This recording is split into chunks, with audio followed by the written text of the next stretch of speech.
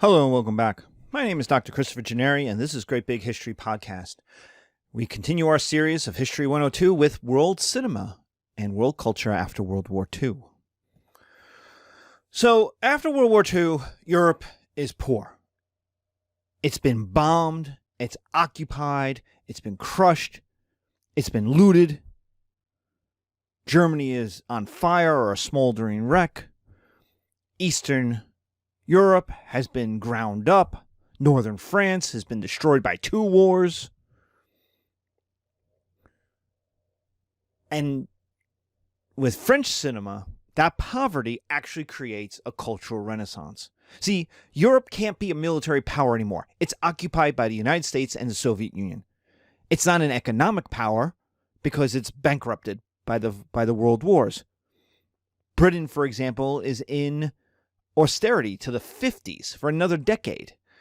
So having won the war, Britain is still so poor they can't feed itself as a country. And so this poverty forces Europeans to have to invest in culture. They can't invest in economics. They can't invest in world empires. They can't invest in the military. So it's to do more with less. So how do you make a space? Europeans have to carve a space out for themselves, especially the French, because remember, France is the leading country in Europe since the end of the Roman Empire. Till, well, at least the end of Napoleon. And, it doesn't really feel like it's lost that much power until 1871 when it's defeated by the Prussians, the Germans, in that war, but then they get revenge in the First World War.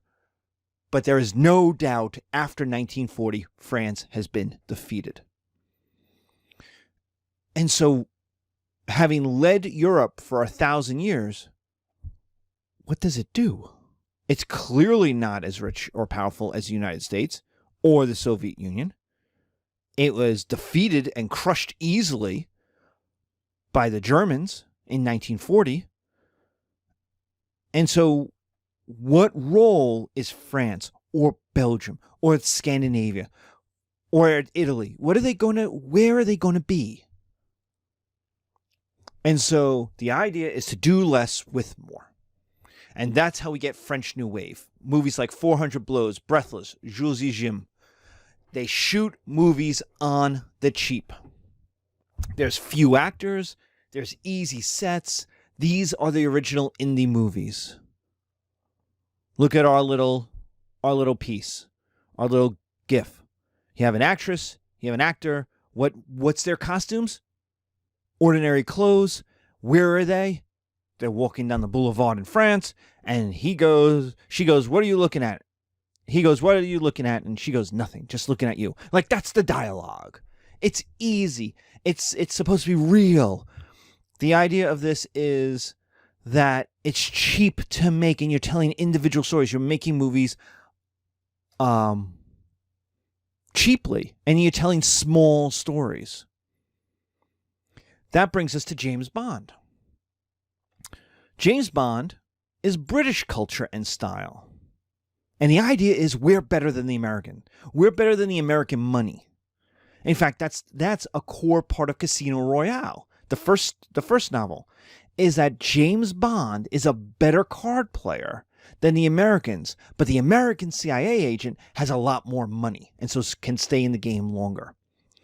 It is, we won the war. We won the First World War. We won the Second World War. And we're still poor.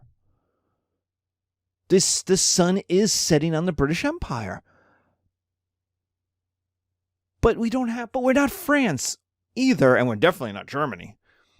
So the idea is we're culturally better than the Americans. We gotta, as Churchill is supposed to have said, we have to be Athens to America's Rome. We have to teach them how to be civilized. And so it's one Brit in a tux. Now, it's very important that Sean Connery is Scottish. He's not English.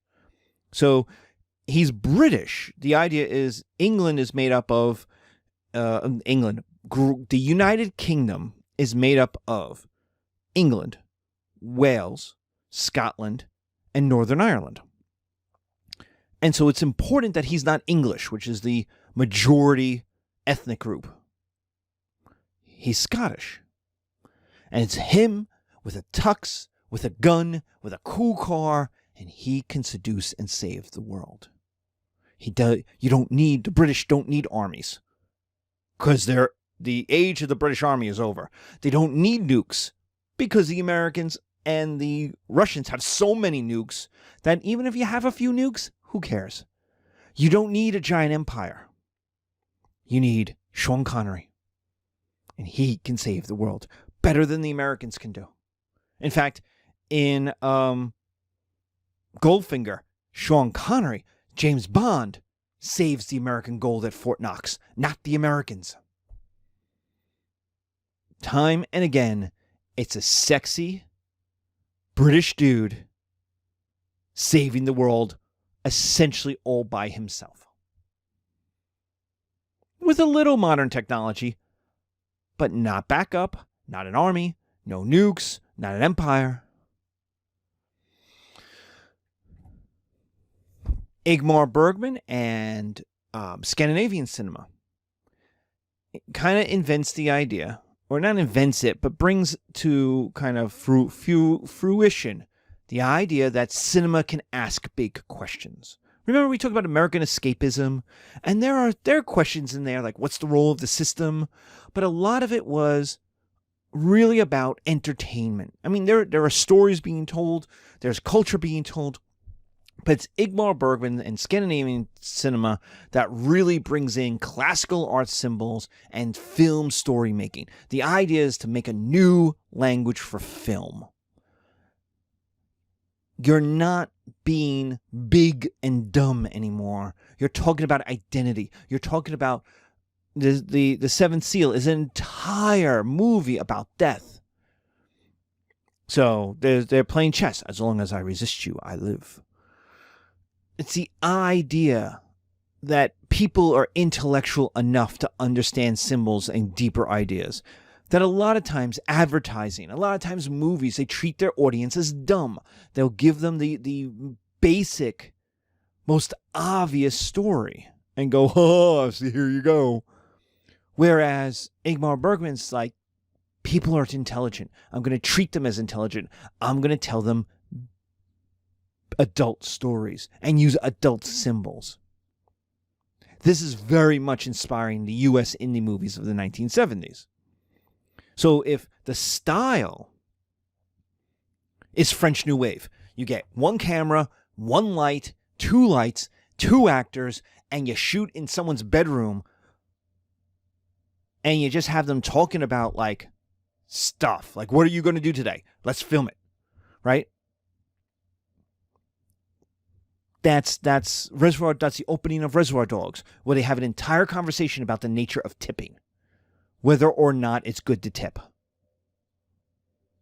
That's Quentin Tarantino again, and all of these movie makers, Wim Wenders, and movies like Metropolitan and Barcelona. They're Woody Allen movies in the 70s. These ideas that you have people just talking about life. That's the style. French New Wave is the style of the U.S. indie movies of the 70s. But their language, the language of Taxi Driver, is very much Ingmar Bergman. The language of the Godfather is Ingmar Bergman. The color palettes, the annotations on death and life and birth. Bollywood, Indian movie industry, is known colloquially as Bollywood. It's the Indian movie industry. Bollywood is the idea that non-Westerners can make culturally relevant cinema. See, we just talked about American cinema, we talked about the French and the British, and now the Scandinavian, the Swedish. Well, those are all European. They're all Anglo-American Europeans. They're all white people. Bollywood is the proof that people of color can make awesome cinema too. And in fact, how Bollywood goes about it, especially in the earliest days, was they take the Western ideas. In the example we would be showing in class would be Pride and Prejudice. It's a Western story. and they make it Indian. So that it's a reverse colonization.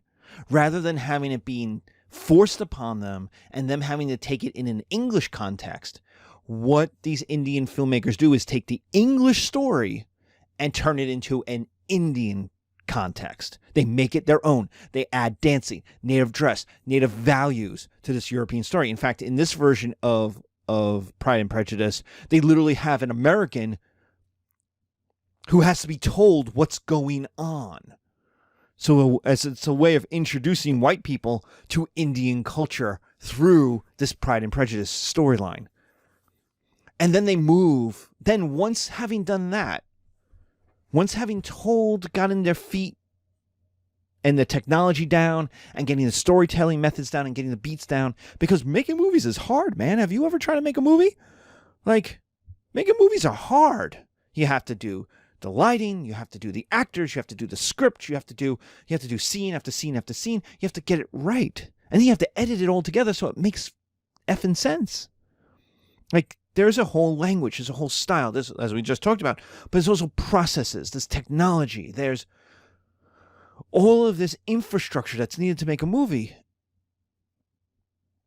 And so the easiest way, and it's like little kids telling stories, is the easiest way is you borrow somebody's, you make it, you learn how to do it, and then you can move on to making your own. And so fairly quickly, Bollywood starts making movies that are Indian stories, and they're doing it with confidence.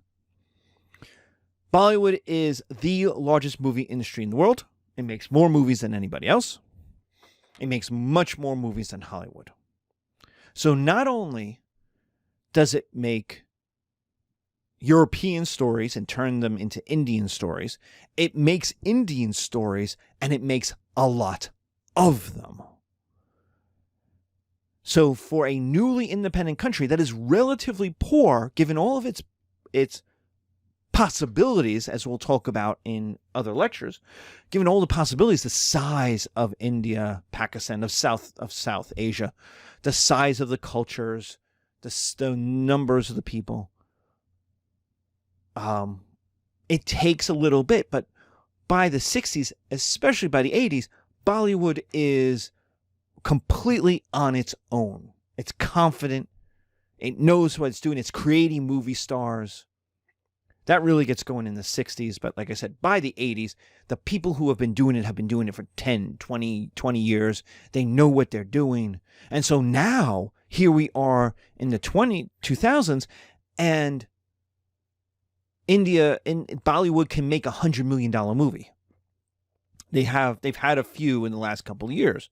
And that's a major special effects driven. That's lots of extras. That's whole amounts of things. The costumes and it's $100 million movie. Like, you have to get $100 million to make $100 million movie. And that's to show this confidence in South Asia. What about Nollywood? What about African? The Nigerian African movie scene. It's known as Nollywood because it's based mostly in Nigeria, though there are other countries that have their own woods as well. Nollywood shows that the cost of technology as time has gone on from the 60s when Nigeria got its independence has come down. And education on how to make movies has spread so that by now, by the 2000s, anyone can make movies. And what Nollywood was based upon was theater and TV. Those were the seeds. Those were how Africans learned how to make stories, how to produce these stories. Like, everybody knew how to tell a story, but now how do you tell a story for the theater? How do you build a set? How do you make the audience? What do you charge? How do you pay the actors? How do you direct the movements on stage? And then you move theater into TV. This is true for Americans. Like, the invention of TV, most early TV was actually plays. They're actually called screen plays for a reason. They were known as a play, a cinema play. That it wasn't a TV show. So they shot it, they filmed it. The people who knew how to make this stuff were actually theater people. And so they hired theater people and said, here's new technology. Do what you do, just do it on television. Do it with cameras. And so early TV looks like plays. Well, that's what Nollywood looks like because they're following the same evolutionary development. So you have theater and TV that seed movie productions, and it's consumption for a small screen. So the Nigerian audience, the African audience, watches these movies on the television and then now on their phone. The movie industry, like you go and there's a 500 people in an audience and there's a 70-foot screen, that costs too much money. And you have to air condition all of that, right? The popcorn, like the American way of going to the movies doesn't translate as easily in Africa, given the infrastructure.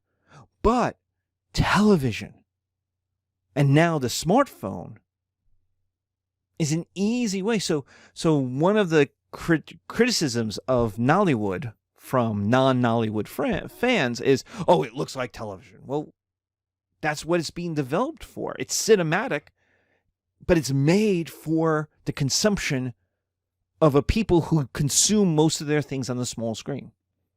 Now, Nollywood is the second to Bollywood in movies produced and produces more than 3,000 films a year. So again, the cost of the technology has come down, but you also now have acting and acting schools. You can get people, you can get directors, and you can make these films cheap, and get them out and distribute them. Cinema, what Nollywood shows is that cinema can relate unifying values to a diverse and divided country. Nigeria was created in decolonization, which we'll talk about, by the English. It smushed peoples who never lived together. There is no Nigeria. It's a creation. It's a modern creation. So you have the Muslim people in the north, you have the Christian people in the south, you've got all these different ethnic groups that speak all these different languages. How do they live together? How do they not just break apart? How do they not kill each other? And so what Nollywood tries to do is show those unifying values. Your family relationships. Everyone has problems with their mother-in-law. Everyone's going to have problems with their mother-in-law, right? Everybody's got children, and the children's problems are the same, right? He's got bullies at school, and he doesn't want to eat his vegetables, and he doesn't want to go visit grandma, and because, grandma's a pain in the butt, and, there's issues of masculinity and femininity. What is it to be a Nigerian? What is it to be a Nigerian man? What is it to be a black man in this world run by Europeans and Americans? What is it to be a woman? What is it to be a black woman? What is it to be an African woman? What is it to be a Nigerian woman? How do they relate to each other? So you get from Nollywood an African perspective on Africa that's not filtered by Anglo-European ones. Almost all the news I get, the closest I get to an African perspective on what's going on in Africa is Al Jazeera, which is not African. But that's the closest I can get. Otherwise, most of the news I get is filtered through NPR or NBC or various different Western New York Times. Now, they might be giving me African quotes. They might give me the African perspective, but it's always filtered. It's not pure. Nollywood is pure. It's made by Africans for Africans, and it doesn't involve the Anglo-European view. It's not filtered. And it's one of the few ways Westerners can engage in African culture directly without that filter. So what are the results of world cinema? The results are stories and cultures, despite the world wars, continue to thrive. People want to hear stories. They want to participate in stories. They want to be touched by stories. Technology, especially digitalization, allows for ease of access to consumption. Everyone's got a smartphone, and creation. Cameras have gotten smaller. Cameras have gotten cheaper. Identity is the most important part of the cultural strength. Who are we? What do we believe? Why do we believe it?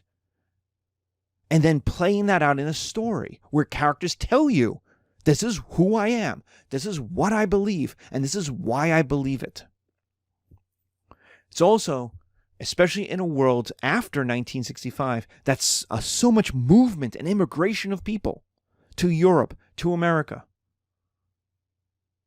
to Africa, from Asia, or especially South Asia or the Middle East, Southwest Asia. Cinema reflects the culture creating the movie and the culture consuming it. So that native cinema allows immigrants to connect to their home culture. See, an American movie can't be made by anybody else. An American Marvel blockbuster supergiant movie can't be made by anybody else because it reflects all of the values, all of the beliefs, all of the economics of America. It is an American movie. Everything else is just a cover. They can make a big movie, they can make an expensive movie, but they can't make an American expensive movie. Only Americans can do that. So, this allows immigrants to connect to their home culture. Just like we talked with Bollywood, it's kind of the purest distillation of their culture that they can get when they're not home. Because even the food, and you go, oh, the food.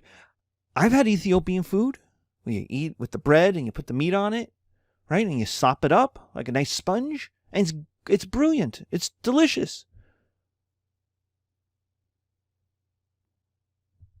But any Ethiopian will tell you, it's not as good as home. Why? Because it's made with the ingredients that you can get in the West. It's the difference between, it's not even the difference between Chinese American food and Chinese food, but it's even Chinese food in a Chinatown is not the same as you would get in China. Sushi in America is nowhere close. Even with the best sushi, it's not the same.